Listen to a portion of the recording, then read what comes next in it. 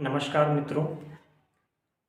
आज का सवाल है कि राष्ट्रपति का चुनाव जिस पद्धति से होता है, इस पद्धति के बारे में हम लोग चर्चा करेंगे।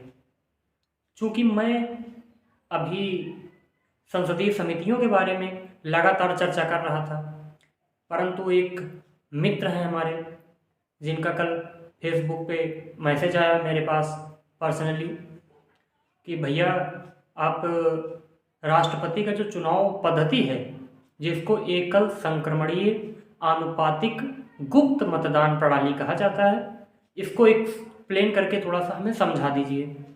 मैंने कहा ठीक है, आपके लिए कल वीडियो बना दूंगा।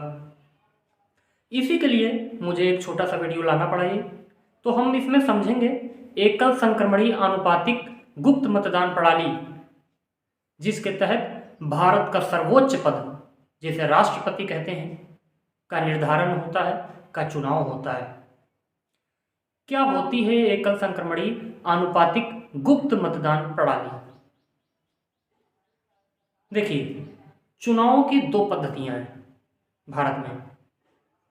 पहली पद्धति ये होती है first past the post method, जिसको कहते हैं अग्रता ही विजेता, यानी जो सबसे ज्यादा मत प्राप्त करेगा वो जीत जाएगा।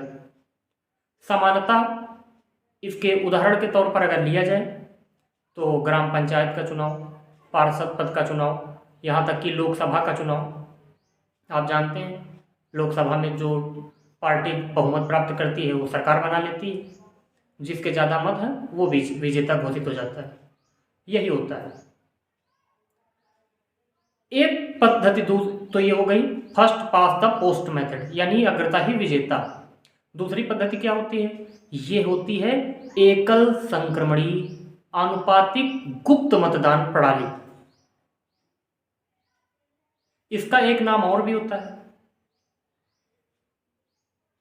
एकल संक्रमणीय की जगह हो जाता है एकल हस्तांतरणीय आनुपातिक गुप्त मतदान प्रणाली। क्यों रखा गया ये नाम, अभी बताता हूं, आपको क्लियर हो जाएगा। देखिए, एकल संक्रमणीय पद्धति में क्या होता है कि जो वोटिंग होती है ये डायरेक्टली किसी पार्टी पे वोटिंग नहीं है, ये प्रेफरेंस बेसिस पे वोटिंग होती है। सपोज दैट आपको 4 आदमी पसंद है, जो सबसे ज़्यादा पसंद है आपने उस पर क्लिक किया, उसके बाद उसके नीचे वाला है, उसके नीचे वाला है, उसके नीचे वाला, तो आपने टॉप 4 पे सिलेक्ट किया कि हमारा ये वाला जो फर्स्ट नंबर वाला है ये हमारे लिए मतलब सही काम करेंगे, तो आपने इनको क्लिक किया, प्रेफरेंस दी। दूसरे नंबर पे आपने नंबर बी को दिया, तीसरे पे सी को, चौथे पे डी को। समझ में आ रही बात? नहीं आ रही? मान लीजिए राम, श्याम और कृष्ण 3 लोग हैं। आपने मत दिया, राम को रखा पहले नंबर पर, कृष्ण को रखा दूसरे नंबर पर और श्याम को रखा तीसरे नंबर पर। आपने ये वरीयता दी है, यही होती है वरीयता क्रम, अर्थात प्रेफरेंस बेसिस पर अपना मत दिया जाता है। किस चुनाव में? एकल संक्रमणीय आनुपातिक गुप्त मतदान प्रणाली में। तो एकल संक्रमणीय का मतलब समझ में आ गया?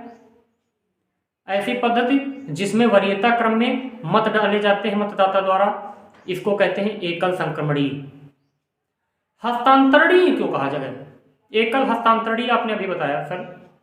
देखिए, जब हम प्रेफरेंस बेसिस पर वोट डालते हैं, अब सपोज दैट श्याम जो है 3rd नंबर वाला है, जो आपने वोट डाला, इनको एक निश्चित कोटा प्राप्त नहीं हुआ, एक निश्चित कोटा प्राप्त करना होता है।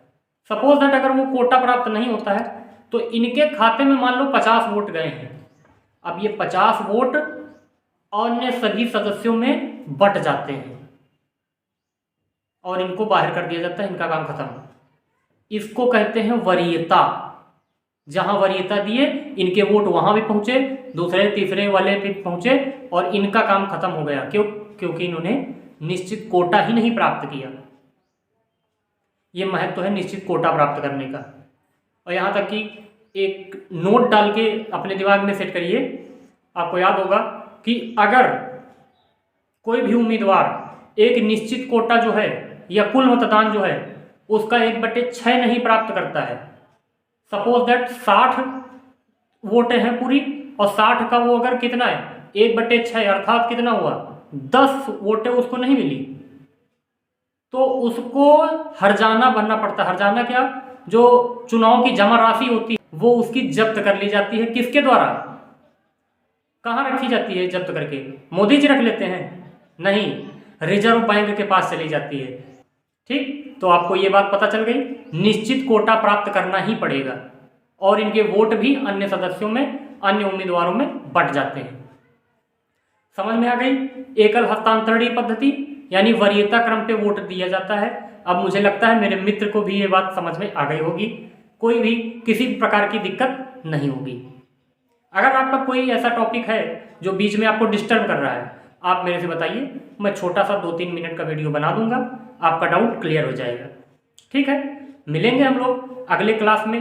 अपनी जो संसदीय समितियां पढ़ रहे थे उसी में आप आगे पढ़ेंगे DRCs के बारे में, यानी डिपार्टमेंटल रिलेटिंग कमिटीज़, जिसको विभागीय समितियां कहते हैं। बस कल का इंतजार करिए, आते हैं। नमस्कार।